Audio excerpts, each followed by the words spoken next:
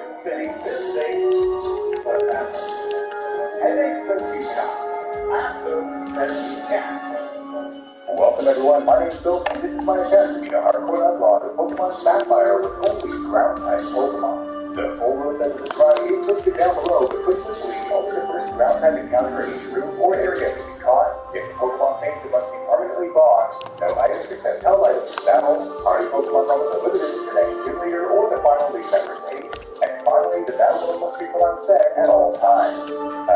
Generation 3 games some of my favorites in the series, but also some of the most challenging, as I think our worst win-to-loss ratio is in these games specifically. Today, I'm hoping that the ground type will be able to save us, and it's an all-around pretty decent type. More exciting than that, though, is the encounters to these spots.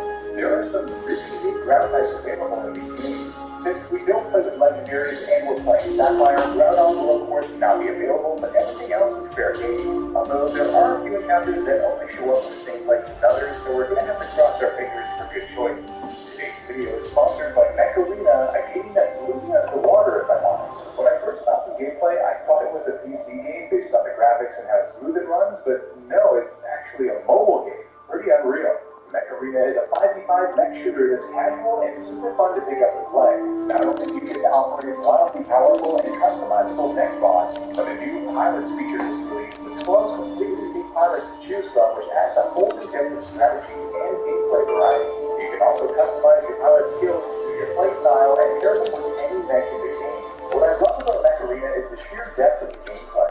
You can upgrade your mechs like crazy for powerful combinations and also discover new tactics as part of your opponents. You guys know I'm a big fan of strategy in games, and to try and capture bases and make sure you're taking out opposing team members, there's so much you can do to play strategically. For instance, one thing I quickly discovered was that you can shoot with one of two weapons while the other is reloading, or shoot with both at the same time if you need more power. Such as when an opponent is about to capture your base and you think you're in the clear to reload afterwards. With the mech's unique abilities like Lancer's jump jets, you can also pull off some crazy maneuvers and surprise opponents. But it gets even better. Mech Arena is completely free to play on Android and iOS right now, and you can use our exclusive link or scan the QR code on screen to get the Steel Reaper skin, 580 coins, and 70,000 credits to help kickstart your game. If you're quick, you can also add me as a friend and we can play some matches together. Thanks to Mech Arena for sponsoring today's video, and let's get into the run.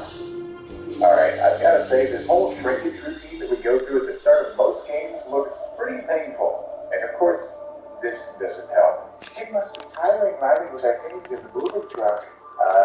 Yeah. Also, highly dangerous.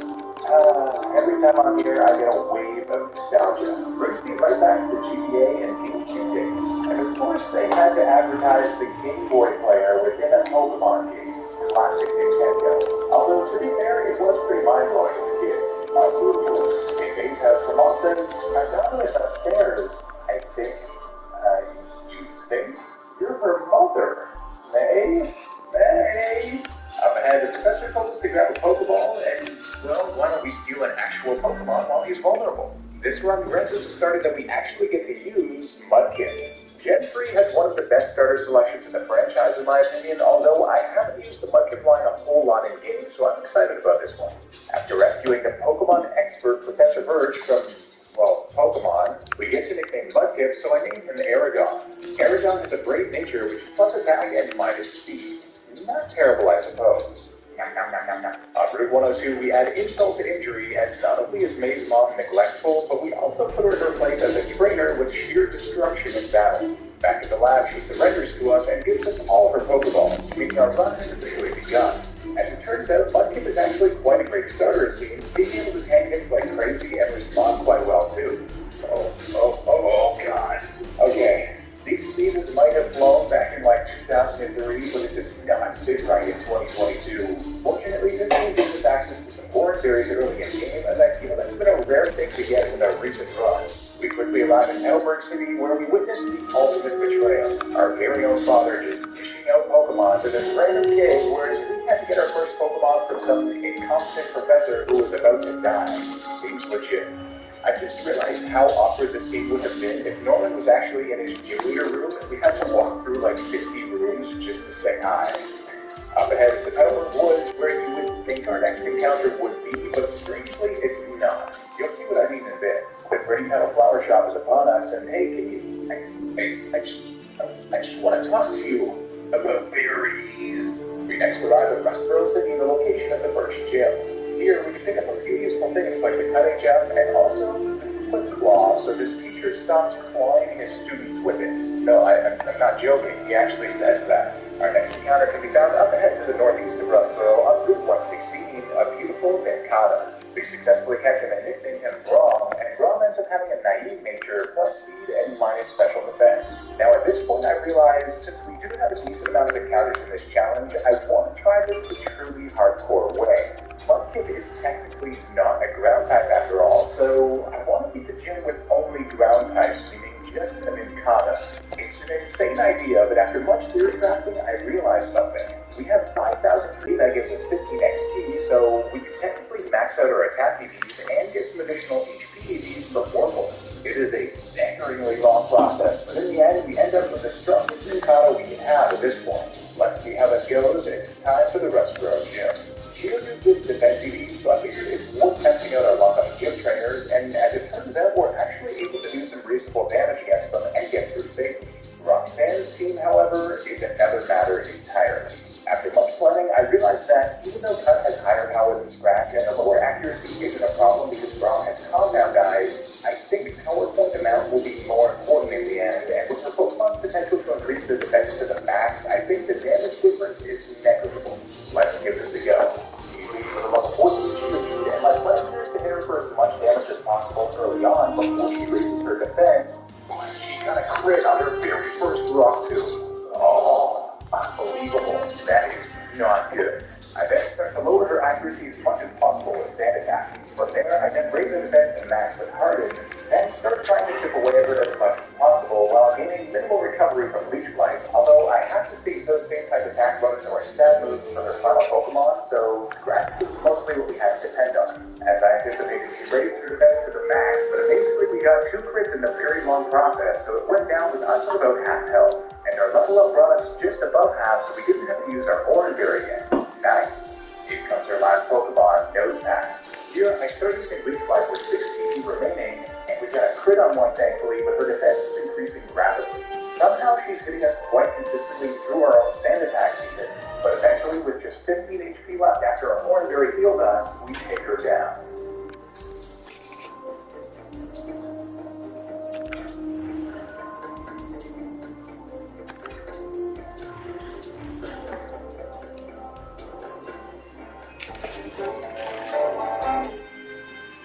Wow, Roxanne with a level testing Incada of all things. I wasn't sure if this was possible, but I knew we'd need some crit luck. We got 4 crits in 43 moves, about a 9% rate compared to the base rate of 6.25%, so that very well might have been the difference in what got us through. Let's go. As it turns out, the Devon Corporation has been robbed, and I'm not sure if we've ever actually gone in at this point, because this guy says, it's beyond stupid. How could we get robbed?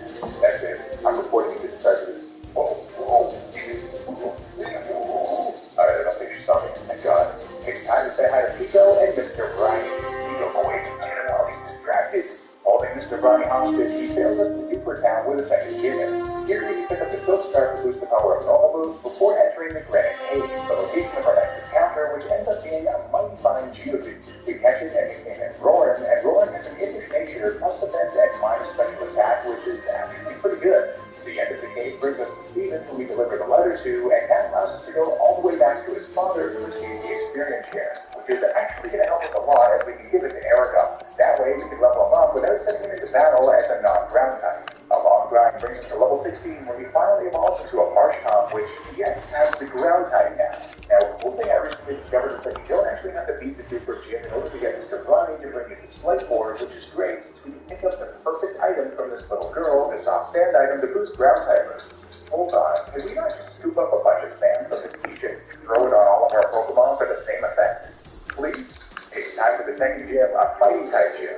Roaring is definitely a bad idea here, but our newly evolved Aragon does a great job taking attacks and dishing out damage, and Grom also resists fighting, which was helpful against the trainers. The second gym leader is Brawly, and I'm feeling generally okay about this battle, although he has some scary tricks up his sleeve, like high critical hit ratio moves and bulk up too. He leads with a Machop, and I send up Aragon with the soft sand attack. I hit him with Mudshot immediately from over half, but then he uses bulk up. My counts tell me Mudshot is just as good as Water Gun though, so I use it again, and he survives on just a sliver, then hits us with Karate Chop, but thankfully no crit. He heals with a Super Potion here though, so our next Mudshot only does a third. Another attack brings him to a third health, then another karate chop brings us just below a third, which is amazing for us as our forward ability is activated, raising the power of our water gun to take him out. In comes Makuhita next, and it's risky, but I know we have no other choice, so I hit him with mud shot just in case to lower his speed. It does over half, and then just uses bulk out, so a more boosted water gun does the job.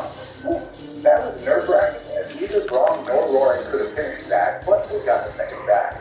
Back in play 4, we can pick up the BCM to help with high-boosting items, and on the hand on Route 110 we had a terrifying encounter as this trainer stopped me and had a Rosalia. This made me realize just how dangerous grass types are going to be throughout this run, and the switch into Braum was able to just barely save us thanks to our very forced leech-like recovery. After the battle, Braum also tried to evolve, and, well, we can't allow it since it loses its ground type. I was there like, yeah, that's pretty annoying every level, isn't it? But then I remembered our trek through Granite Cave netted us the Everstone. Whew. Up ahead is a very scary challenge as we have a rival battle with May. Her team is terrifying for us, but I have a bit of a plan. She beats for the Whaler, and I send out Aragon. She used gravel right before I used Mud Shot, but thankfully it does it over half, and we can now exceed her, but she survived on just the sliver and got off a water gun before we could take her out. Here comes the big threat, Grovile next, so I have to switch to Braum, who tanks absorb pretty well. She then hits with her suit to below half, but stabs super effective leech line does just less than half, but restores some of our health. She then preemptively switches into Heal out of nowhere, and I was like, oh, I have to switch here. So I go to Roar to resist 2 efforts, and it's no burst negatively, so a magnitude 7 finishes him off. Now here's the problem. Because she switches like that, we now have to switch back into Braum for another 3 hits, and she gets recovery from Absorb. Our Aura Fairy activates though, and thankfully Leech-like gives us enough recovery to survive 2 more hits on 10 HP before KOing her. A scary battle, but we got through. That win allows us access to Mongols in the end before getting to the ceremony to get the coin case, along with the Rock Smash HM and the fight too. Oh, Wally, I'm sorry to say this, kid, but you're absolute trash. Get out of here, man. Mongol Gym is upon us, and aside from the random trainer with the fighting type that made Roaring a not-so-good idea, it was of course a breeze going through an electric gym with his team. For the first time in human history, after the millennia of suffering we've been through as a species and the transformative historical events, I'm not scared of Watson. I know, revolutionary. He is one of the most terrifying early game gym leaders of all time, with the one exception of if you have to keep ground types underneath. I sent out Roaring first to help in case Moltor used self-destruct, and it turns out he was able to absolutely swoop through them with magnitude, and in fact, he did the entire job himself. He brought down to 50 HP by sonic moves in the process. Alright, that was 4 times super effective stab, 150 power magnitude, and he must have been a bit over so much. You watch it. That was concerning. Shortly after the gym, Roaring hits level 25 and evolves into a grappler, a great reward, I would say. Burdenburg Town is our next destination, and as beautiful and nostalgic a town as it may be, there's nothing really here, to be honest. Just above in the Western Tunnel, we can reunite these 2 lovebirds who haven't been able to see each other in months by using Rock Smash, which met us in Strength Agent. Where are you 2 going? With Rock Smash in hand, we can now access Route 112, the location of our next encounter, and one of my favorites, Newmore. His evolved form was actually one of the 2 candidates to my original channel mascot effect. We managed to successfully imitate her Arya, and Arya has a pretty picture plus speed and minus attack. Kind of great for the ground type, to be honest, but at least we get some good fire coverage. 4 stacks. That is a tree, my friend. Are you okay? The encounters just don't stop, as Route 113 brings us one that I'm also very excited about, a Sandshrew. Sandslashers are really cool and often forgotten Pokemon, so hopefully we can do them justice. I catch him in the game of Murtaugh, and Murtaugh has a lax plus defense and minus special defense nature, which is meh. If we group all over down entirely, or like, we can get to the Fossil Midnight House where we can get a great TM for us, dig. In the Meteor Falls, I had a sudden realization after like 20 years of playing this game. How the hell are there 8 times traders inside a cave? I then thought I was tripping, it's like, maybe it's not a cave. But outside it sure looks like the top is blocked off. Huh, weird. Shortly after going through that, saw a bunch of Team Aqua trucks. Murtaugh evolves into a beast with Sandslash, and I'm very eager to see what it's along. As in Beacon Mountain, we have our first battle with Team Aqua leader Archie, and his team looks a bit threatening, but I think I have a good play. He leads with a mighty enough of Intimidate, so I lead with Arya, so the attack drop doesn't matter much. Fight hits us for less than half, but we flinch.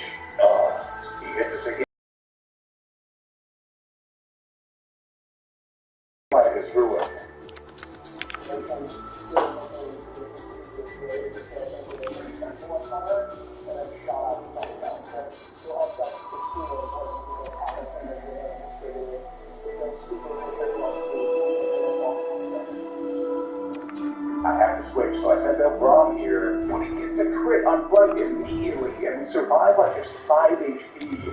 What the hell is this battle already? I switch it to Aragon here, who takes 2 bites to then hit it with Mudshot, and it lowers his speed, so we can now outspeed and hit him again. When he survives on just a sliver and hits us with Sand Attack, what the actual hell is going on? He then heals us, so another attack brings us to a quarter, and then he hits us again. We then miss our next Mudshot, and hit block. It's just 4 HP, but I have no choice, so I go for a force-boosted water gun, and thankfully he hits it with a KO. In comes Crobat, so I flip into Lauren, and thankfully attack with and 1 KOs with Rockland.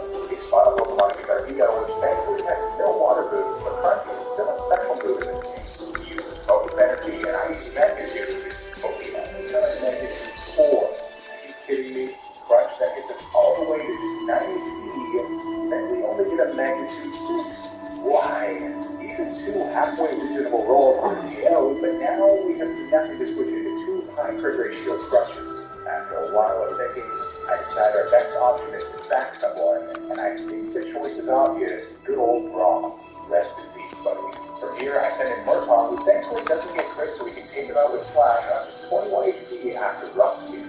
That was one of the craziest battles ever. I mean, just look at our team. Canvas speed. I remember to pick up the meteorite though, so we could exchange it for the return TM from Professor Cosmo. I jumped down the mountain and had to arrive at Longridge Town with an extra unit, but first, these ospreys are good for solving romantic problems, huh? Well. Here we can pick up the charcoal items and just fire loose, which is pretty great. The Longridge gym is a fire gym, and yet again there are some weird Pokemon choices in the trainers like Kexleon, but Aragon powers through them. Before the gym leader, I decided to send mine to Big TM, as for some reason she doesn't get any good ground type moves by level up and more. The fourth gym leader is Flannery, and I'm feeling pretty good about this one given our type advantage, but there are a few scary things on our team like Sunny Day and, well, Torkoal. She leads with a Slugma, and I send out Aragon who, with the soft sand, is able to outspeed and 1 hit KO both it and her second Slugma. Well, that's one way to avoid Sunny Day, I guess. It comes her aid, Torkoal. I go for Mudshot, but it does less than half due to her crazy defense. She then hits us with Body Slam, which does a third. Then I go for Water Gun, but we don't KO, and Flail breaks us low. It's hard to say if she'll heal from here, but I can't risk it, so I switch into Roarin, but she doesn't hit us hard with an overheat. Her special attack is lowered now, though, so this is the perfect time to switch into Murtaugh, who catches Torkoal and Dig for the win. Not bad. For winning, we're awarded for the Go Goggles for May, which actually opened up a new encounter opportunity on the desert part of Route 111. However, there are 2 encounter possibilities here, Baltoy and Trapinch, and it ends up being the latter, which does have a way higher chance of being found. As much as I love Claydol, Wynot is even more of a favorite for me, so I'm happy either way, really. We catch it and nickname it Glader, and Glader is a brave nature, plus attack and minus speed. Minus speed is terrible, but plus attack is great, so I guess we can't really complain. Back in Pelborough, we have the 5th gym, led by our very own father, Norman. His team is always brutal, but we have a bit of a secret weapon this time. He leads with a monstrous Slacking, and I send out Murtaugh. Now, Slacking's base stat total is ridiculous, the same as Kyogre and Groudon, but it can only move once every other turn due to its 2 move. With the soft sand attached, that means we can use Dig and be underground each time he tries to make a move. I thought 3 attacks would take him down, but he just barely survives in the red, so on his Hyper Push turn, I decided to preemptively use Defense Curl twice since we have the opportunity. Then 4 more Digs combined with a Slash to do the job. It comes bigger off next, and the outspeed Dig brings it just above half before slashing us very little with our raised defense. I need to conserve our Digs though, so I go for Slash from here and 2 attack KO without Speed Rock in third. It comes to final Pokemon, and another Slacking, this time at level 31. I was quite nervous about this one, especially since we have just 1 Dig left. I was forced to use Slash afterwards, but as it turns out, the AI kept using Focus Punch as it technically would be the strongest move against us, and because Digimon breaks his focus while he charges it up, I could literally just hit him continually with a high crit ratio move to take him down while taking